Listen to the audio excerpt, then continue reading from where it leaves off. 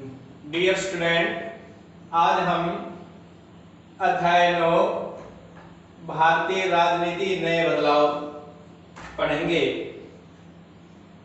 प्यारे बच्चों, 1990 के दशक में भारतीय राजनीति में अनेक बदलाव आए। पहला बदलाव था गठबंधन सरकार। दूसरा, इस दौरान अल्पसंख्यक आयोग का निर्माण और पिछड़े वर्ग के लिए 27% का आरक्षण। तीसरा, भारतीय राजनीति में सांप्रदायिकता की भूमिका। ये ऐसे बदलाव थे जो 1990 के दशक में आए और भारतीय राजनीति को एक नई दिशा की तरफ लेकर गए। तो आज हम इसी इन आए बदलावों के बारे में चर्चा करेंगे और उसमें से सबसे पहला है गठबंधन सरकार। तो पहले मैं गठबंधन सरकार का अर्थ स्पष्ट करूंगा। गठबंधन सरकार 1989 से भारतीय राजनीति में प्रचलन में आई। 1989 में राष्ट्रीय मोर्चा गठबंधन की सरकार बनी और श्री वीपी सिंह के नेतृत्व में सरकार का गठन हुआ और श्री वीपी सिंह भारत के प्रधानमंत्री बने।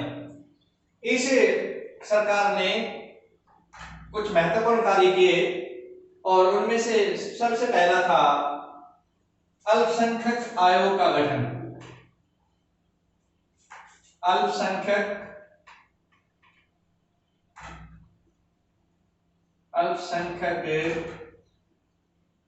आयोग का गठन।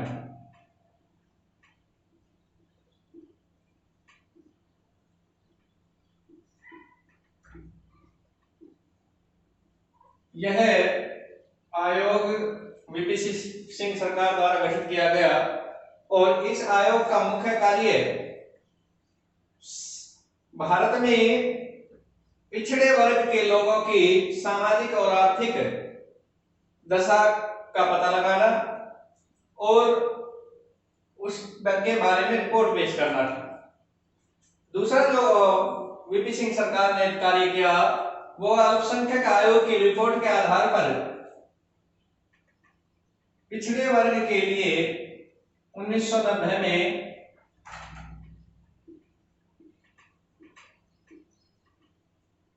27% आरक्षण का प्रावधान। ये आरक्षण पिछड़े वर्ग के लोगों को सरकारी नौकरियों में दिया गया। तो ये पहली गठबंधन सरकार थी जो 1989 में बनी। अब पहले मैं आपको ये गठबंधन सरकार होती क्या है इसका अर्थ स्पष्ट कर देता हूं। जब चुनाव में किसी भी दल को बहुमत ना मिले और कोई भी दल बहुमत ना होने के कारण सरकार ना बना सके तो कुछ दल मिलकर एक समझौते के तहत सरकार का निर्माण करते हैं और ऐसी सरकार गठबंधन सरकार कहलाती है। अर्थात जब दो या दो से अधिक दल मिलकर एक समझौते के अनुसार सरकार का गठन करते हैं और उस समझौते के अनुसार सरकार चलाते हैं तो वह सरकार गठबंधन सरकार होती है। और 1989 से लेकर वर्तमान तक हमें गठबंधन सरकारों का युग दिखाई देता है। इसके बारे में मैं आगे आपको बताऊंगा कि कौन कौन सी गठबंधन सरकार कब बनी। अब गठबंधन सरकार का अर्थ स्पष्ट होने के बाद दूसरा जो टॉपिक है हमारा वो है गठबंधन सरकार के कारण। वो कौन से कारण थे जिससे भारतीय राजनीति में गठबंधन सरकार को बढ़ावा मिला? क्योंकि आजादी के बाद से लेकर और 1989 तक एक दल जो प्रभुत्व में रहा और वो था भारतीय राष्ट्रीय कांग्रेस।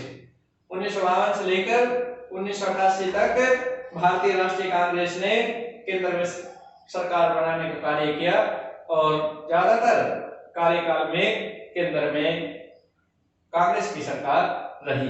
केवल 1977 में जनता पार्टी सरकार बनी।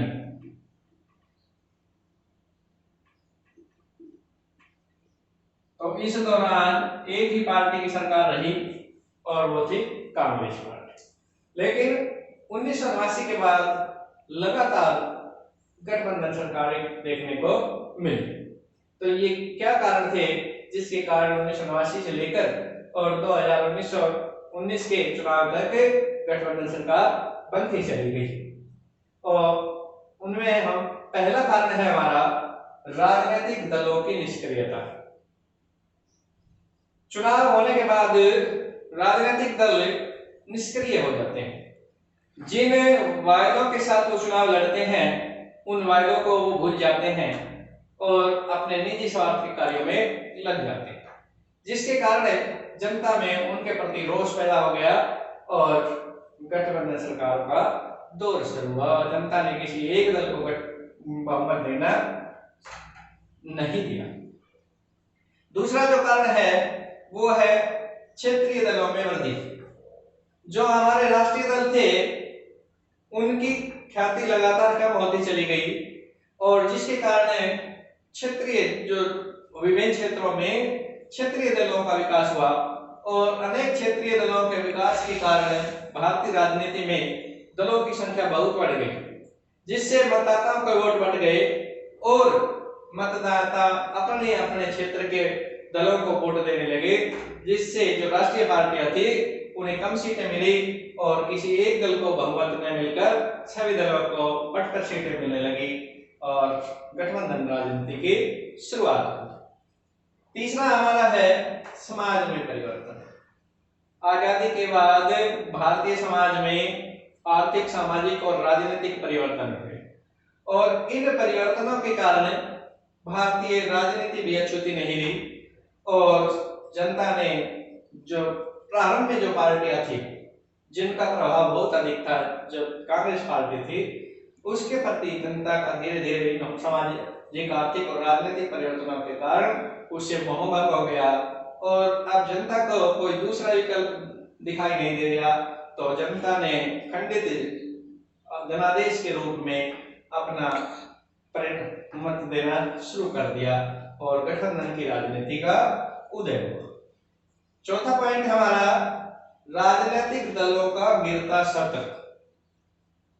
प्रारंभ जब राजनीति स्वतंत्रता के बाद जो भारतीय राजनीति का विकास हुआ वो शुरू में कांग्रेस अपने सिद्धांतों और नियमों के अनुसार राजनीति कर रही थी, लेकिन जैसे जैसे कांग्रेस के नेता लोग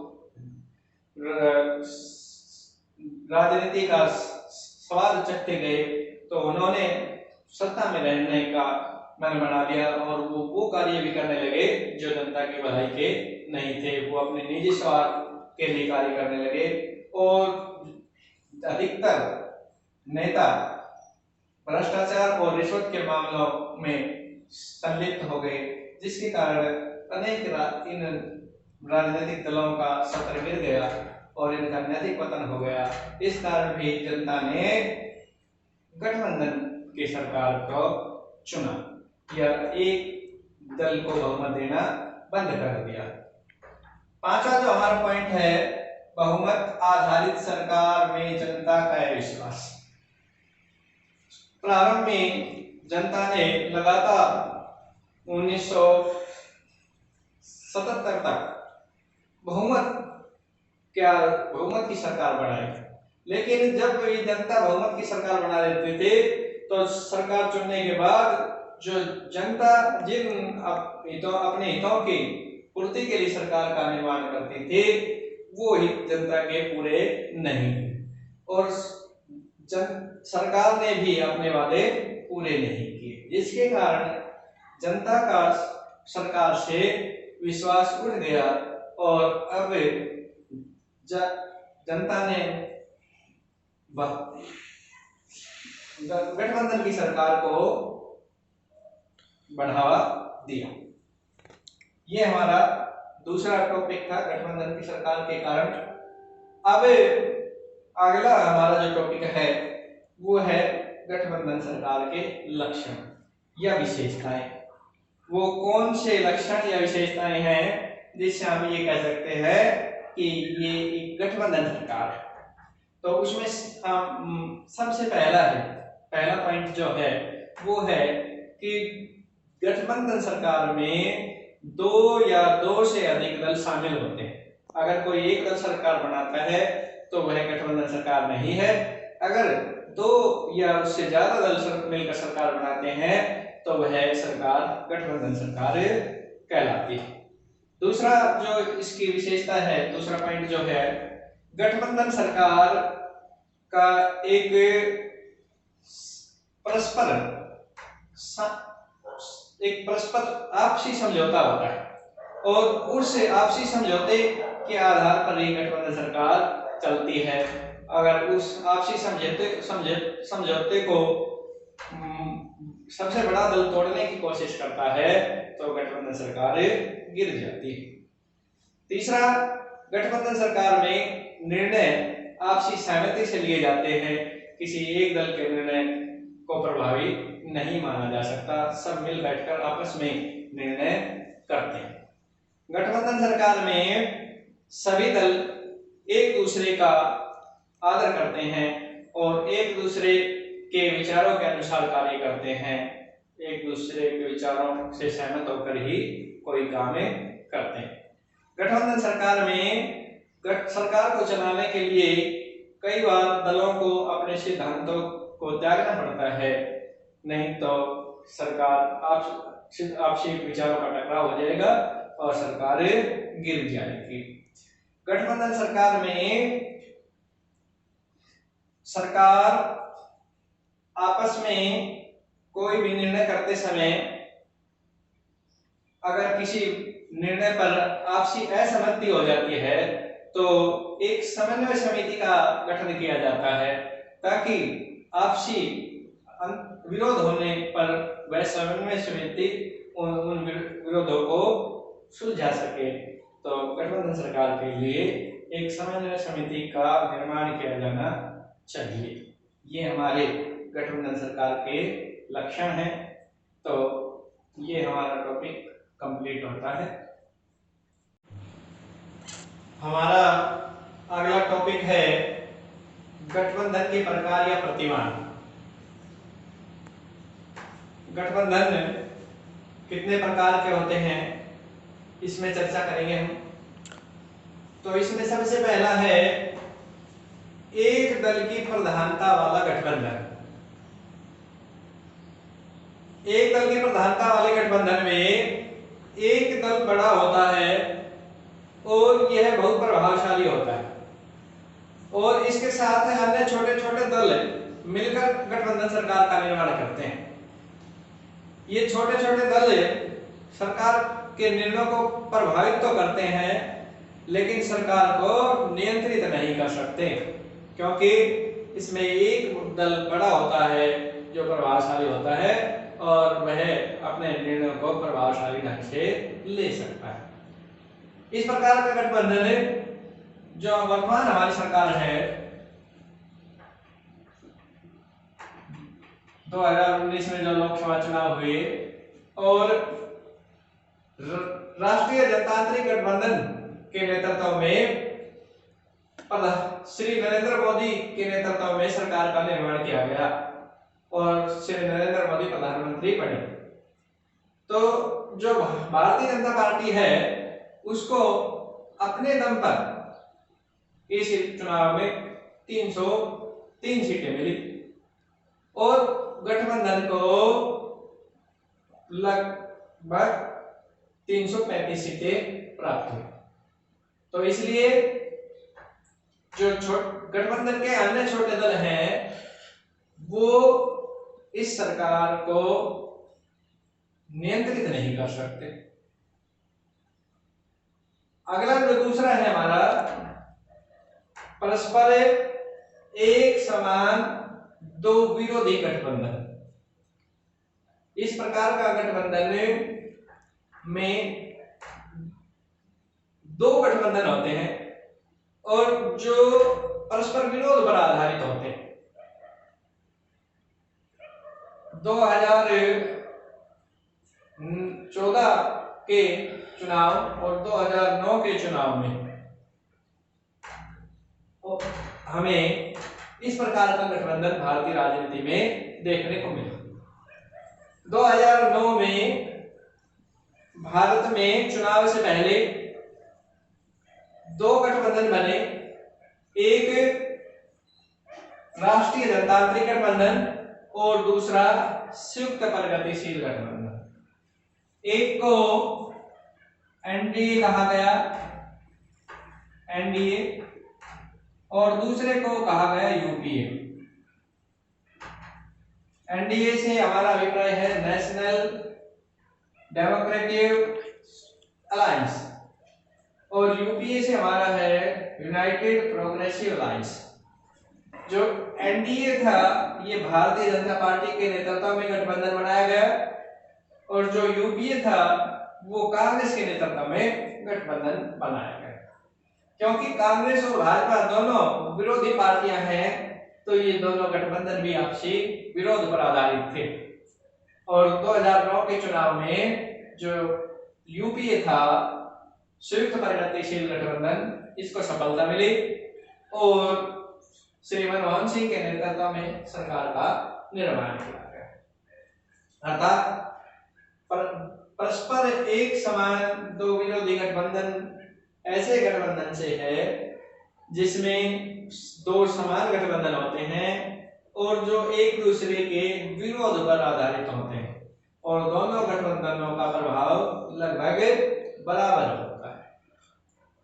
तीसरा है जो हमारा निषेधात्मक आधार पर गठित गठबंधन, या हम कह सकते हैं विरोध के आधार पर गठित गठबंधन। इस प्रकार का गठबंधन हमें 1999 के लोकसभा चुनाव में देखने को मिला और उससे पहले इस प्रकार का गठबंधन हमें 1996 के चुनाव में देखने को मिला। 1996 के जो चुनाव थे उसमें बीजेपी का विरोध करने के लिए सभी दल इकट्ठा होकर एक गठबंधन का निर्माण किया और जिसे संयुक्त मोर्चा कहा गया। तो जो संयुक्त मोर्चा बना था वो भारतीय जनता पार्टी के विरोध के कारण बना था, इसलिए ये संयुक्त मोर्चा गठबंधन क्या कहलाया? निषेधात्मक आधार पर गठबंधन। तो अब मैं स्पष्ट करता हूं, जब कोई गठबंधन किसी पार्टी के विरोध के आधार पर बनाया जाता है तो उसे निषेधात्मक आधार पर गठित गठबंधन कहते हैं। जैसे 1996 में संयुक्त मोर्चा गठबंधन। अगला है हमारा चौथा, राष्ट्रीय सरकार। राष्ट्रीय सरकार से अभिप्राय है जब किसी देश में चुनाव के बाद सभी दल जीती हुई सीटों के अनुपात के आधार पर सरकार का निर्माण करते हैं तो वो राष्ट्रीय सरकार कहलाती है। इस प्रकार की सरकार किसी राष्ट्रीय व्यक्ति के समय बनाई जाती है। इंग्लैंड में दूसरे विश्व युद्ध के दौरान इस प्रकार की सरकार बनाई गई थी। दूसरे विश्व युद्ध के दौरान चर्चिल के नेतृत्व में राष्ट्रीय सरकार का निर्माण किया गया। तो राष्ट्रीय सरकार के में सभी जो राजनीतिक दल हैं वो मिलकर सरकार का निर्माण करते हैं, इसमें कोई विरोधी दल नहीं होता, क्योंकि सभी दलों के जो नेता हैं वो इस सरकार में शामिल होते हैं। ये हमारे गठबंधन के प्रकार हो गए। अब अगला हमारा जो टॉपिक है वो है भारतीय राजनीति में गठबंधन सरकारें। गठबंधन सरकारें भारतीय राजनीति में कब कब बनी? उनका मैं वर्णन करूंगा। आजादी के बाद लगातार 1976 तक एक दल का प्रभुत्व रहा, या ये कह सकते हैं कि लोकसभा में एक ही दल ने अपनी सरकारें बनाई और वह दल था भारतीय राष्ट्रीय कांग्रेस। पहली बार 1977 में कोई गैर कांग्रेसी सरकार बनी और वह सरकार एक गठबंधन सरकार थी। तो पहली जो सरकार गठबंधन सरकार बनी वो है 1977 में प्रथम गैर कांग्रेसी सरकार। 1975 में इंदिरा गांधी द्वारा आपातकाल लगाया गया था और आपातकाल के दौरान जो इंदिरा गांधी सरकार द्वारा जो कदम उठाए गए, जिसमें विशेषतः विरोधी दलों के नेताओं को जेलों में डालना, प्रेस पर प्रतिबंध, मौलिक अधिकारों पर प्रतिबंध आदि थे, जिसके कारण जनता बहुत परेशान थी। और मार्च 1977 में लोकसभा के चुनाव हुए, उसमें जनता ने जो गैर कांग्रेसी गठबंधन बना, जिस जनता पार्टी गैर कांग्रेसी गठबंधन बना, इसको भारी मात्रा में मत दिए और यह गठबंधन स्पष्ट बहुमत के साथ सरकार बना। इस गठबंधन में सभी विरोधी दल शामिल थे, जिसमें Rashtriya Jansangh, socialist party, Samajwadi party व साम्यवादी पार्टियां शामिल थी। तो 1977 में पहली गठबंधन सरकार हमें देखने को मिली और इस गठबंधन सरकार में मोरारजी देसाई के नेतृत्व में सरकार का निर्माण हुआ और मोरारजी देसाई देश के प्रधानमंत्री बने। इस सरकार ने कई महत्वपूर्ण निर्णय लिए, जिनमें से सबसे महत्वपूर्ण निर्णय था शाह आयोग का गठन। शाह आयोग ने जो आपातकाल के दौरान जो ज्यादतियां हुई थी उसकी जांच की और अपनी रिपोर्ट पेश की। दूसरी जो गठबंधन हमें देखने को मिला वो था 1989 और ये था राष्ट्रीय मोर्चे की सरकार। 1989 में राष्ट्रीय मोर्चे के नेतृत्व में सरकार का निर्माण किया गया और वीपी सिंह के नेतृत्व में सरकार का गठन किया। वीपी सिंह देश के प्रधानमंत्री बने और वीपी सिंह सरकार द्वारा कई महत्वपूर्ण कार्य किए गए। उनमें से पहला महत्वपूर्ण कार्य था अल्पसंख्यक आयोग का गठन और जो दूसरा महत्वपूर्ण कार्य था वो था पिछड़े वर्ग के लिए सरकारी नौकरियों में 27% का आरक्षण। तीसरी जो हमें गठबंधन सरकार देखने को मिली वो 1996 में मिली। 1996 में जो 11वीं लोकसभा के चुनाव हुए उसमें भारतीय जनता पार्टी सबसे बड़ी पार्टी के रूप में उभरी। भारतीय जनता पार्टी और श्री अटल बिहारी वाजपेयी के नेतृत्व में इस सब पार्टी ने सरकार बनाई। क्योंकि सबसे बड़ी पार्टी भारतीय जनता पार्टी थी, इसलिए राष्ट्रपति ने भारतीय जनता पार्टी के दल के नेता श्री अटल बिहारी वाजपेयी को सरकार बनाने के लिए आमंत्रित किया और इसने विभिन्न छोटे छोटे दलों के सहयोग से सरकार बनाने का कार्य किया। लेकिन यह सरकार 13 दिन के बाद ही गिर गई और उसके बाद राष्ट्रपति ने कांग्रेसी नेता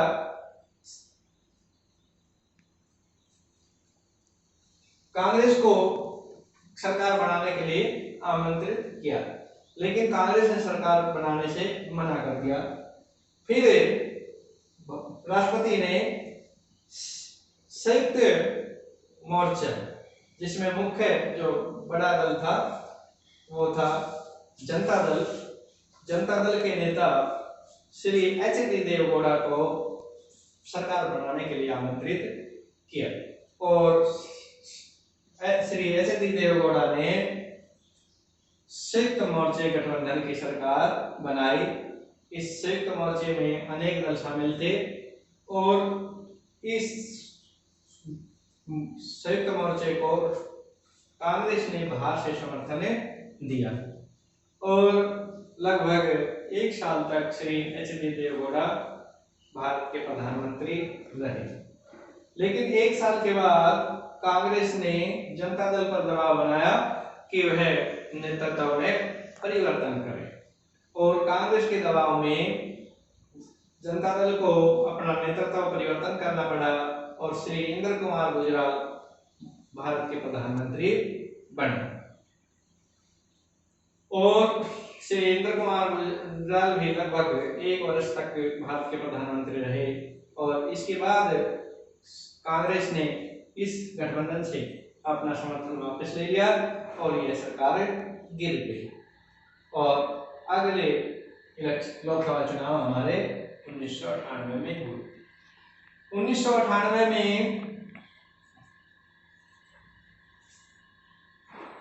राष्ट्रीय जनतांत्रिक गठबंधन एनडीए के नेतृत्व में सरकार का निर्माण किया गया।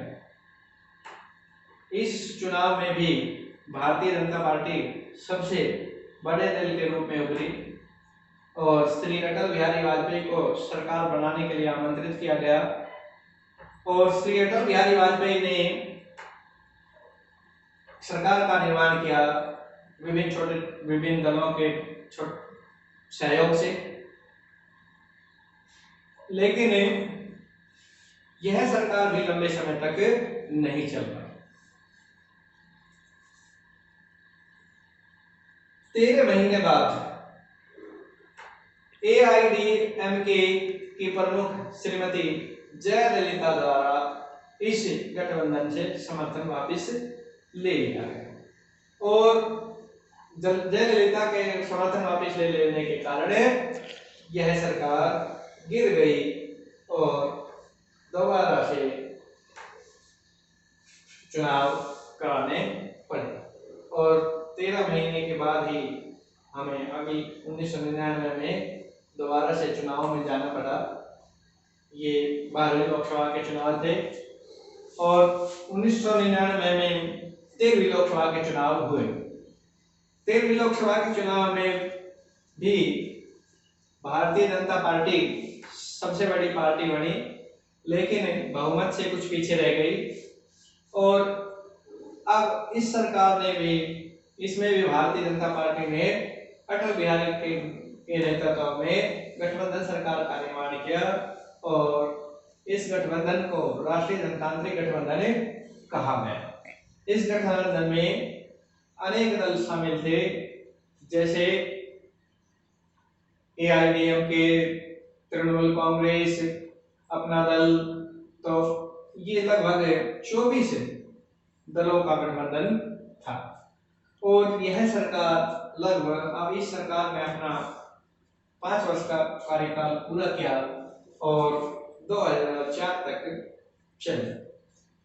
2004 में 14वीं लोकसभा के चुनाव हुए और 14वीं लोकसभा चुनाव में भी किसी भी पार्टी को बहुमत नहीं मिला और कांग्रेस सबसे बड़े दल के रूप में हुई और कांग्रेस ने श्री मनमोहन सिंह के नेतृत्व में गठबंधन सरकार का निर्माण किया और इस गठबंधन को संयुक्त प्रगतिशील गठबंधन कहा। इस गठबंधन में भी अनेक छोटे छोटे दल शामिल थे और यह गठबंधन लगातार 5 साल तक चला। और इस सरकार ने अपना 5 वर्ष का कार्यकाल पूरा किया। अगली गठबंधन सरकार हमें 2009 में देखने को मिली। 2009 में हमारी 15वीं लोकसभा के चुनाव हुए और इस चुनाव में भी किसी भी दल को पूर्ण बहुमत नहीं मिला और कांग्रेस सबसे बड़ी पार्टी के रूप में उभरी और कांग्रेस ने अकेले 261 सीटों को प्राप्त किया और 261 सीटों के प्राप्त करने के कारण भी कांग्रेस बहुमत से दूर रही और कांग्रेस को दूसरे दलों के सहयोग से गठबंधन सरकार बनानी पड़ी और यह गठबंधन संयुक्त प्रगतिशील गठबंधन था। क्योंकि यह गठबंधन चुनाव से पूर्व किया गया था तो इसलिए इस गठबंधन को सफलता मिली और इस गठबंधन सरकार ने भी लगभग इस गठबंधन सरकार ने अपने 5 वर्ष का कार्यकाल पूरा किया और अगला चुनाव हमारा जो 16वीं लोकसभा का था वो 2014 में हुआ और 2014 में भी चुनाव से पहले ही 2 गठबंधन बन चुके थे, एक राष्ट्रीय जनतांत्रिक गठबंधन और दूसरा संयुक्त प्रगतिशील गठबंधन। राष्ट्रीय जनतांत्रिक गठबंधन भाजपा के नेतृत्व में बनाया गया था, भारतीय जनता पार्टी के नेतृत्व में बनाया गया था और संयुक्त प्रगतिशील गठबंधन कांग्रेस के नेतृत्व में बनाया गया था। इस चुनाव में राष्ट्रीय जनतांत्रिक गठबंधन चुनाव में जीता। भारतीय जनता पार्टी सबसे बड़ी पार्टी बनी और भारतीय जनता पार्टी ने पूर्ण बहुमत की सरकार बनाई और श्री नरेंद्र मोदी देश के प्रधानमंत्री बने लेकिन भारतीय जनता पार्टी ने इंडियन नेशनल लोकदल और अपना दल और अन्य छोटे दलों के सहयोग से सरकार बनाई। यह सरकार 5 वर्ष तक चली और इस सरकार ने कई महत्वपूर्ण निर्णय लिए। अगली जो गठबंधन सरकार हमें दिखाई दी या बनी वो है वर्तमान सरकार। तो 17वीं लोकसभा के चुनाव 2019 में हुए और 2019 में स्पष्ट बहुमत प्राप्त हुआ भारतीय जनता पार्टी को।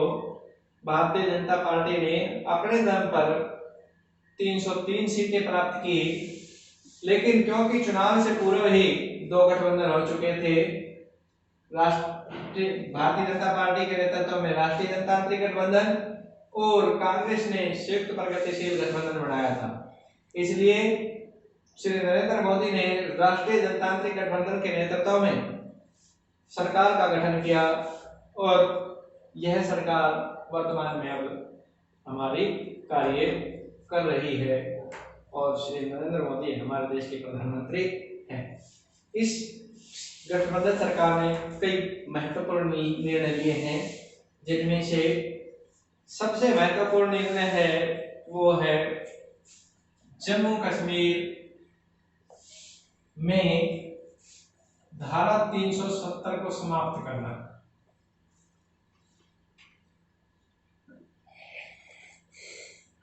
धारा 370 समाप्त करना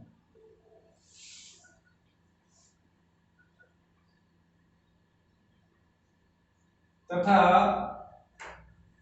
आतंकवाद के खिलाफ पाकिस्तान पर एयर स्ट्राइक करना। ये 2 महत्वपूर्ण निर्णय इस सरकार के बहुत ही सराहनीय रही है। तो ये हमारा जो दूसरा टॉपिक है वो भारतीय राजनीति में गठबंधन सरकार पूर्ण होती है। तो आज हमने जो टॉपिक्स कराए हैं उनमें बोर्ड के लिए कुछ महत्वपूर्ण प्रश्न बनते हैं।